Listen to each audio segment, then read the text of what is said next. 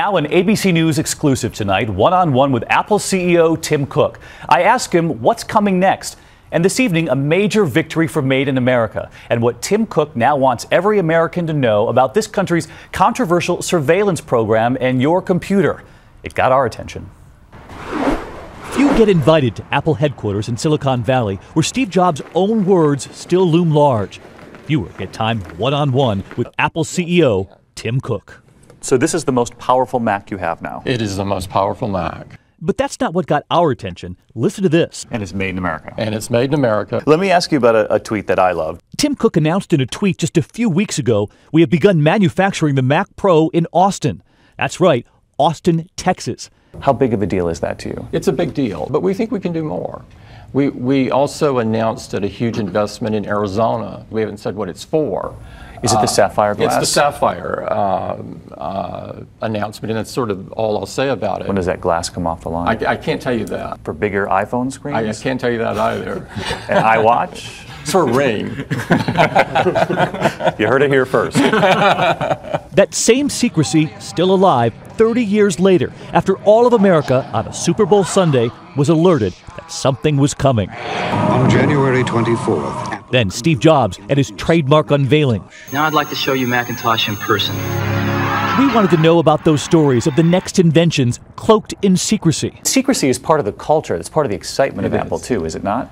It is. You know, we believe fundamentally that people love surprises. There's stories of black drapes over products in development. True? Yes, there's black drapes and numerous locked doors and many other things. And employees who can't even tell their families at home what they're working on. Yes, that's true. My wife has no idea. What are you, a Navy SEAL? Even his team can't tell their families. So for the viewers who are saying, David, you got to go find out what the next thing is. Your badge probably wouldn't work in those rooms. Secrecy here is part of the excitement. But secrecy elsewhere has even Tim Cook concerned. Case in point, the country's controversial and sweeping surveillance program. What is your biggest concern with the surveillance program here in this country? From my point of view, number one, we need to be significantly more transparent. We need to say what data is being given, how many people it affects, how many accounts are affected. We need to be clear. And we have a gag order on us right now, and so we can't say those things. Sitting across from the president, Tim Cook, pushing for more transparency. Much of what has been said isn't true. There is no back door. The government doesn't have access to our servers. They would have to cart us out in a box for that.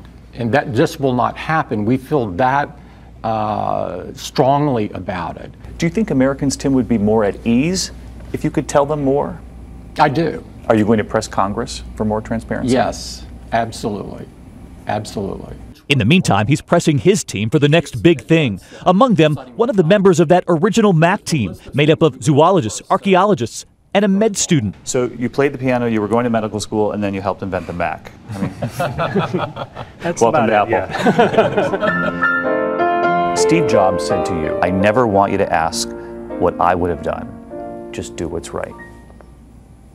But by saying what he said, for me, it relieved, I believe, a huge burden that would have existed had he not said it. And so I think it was incredible for him to do that. One-on-one with a very candid Tim Cook.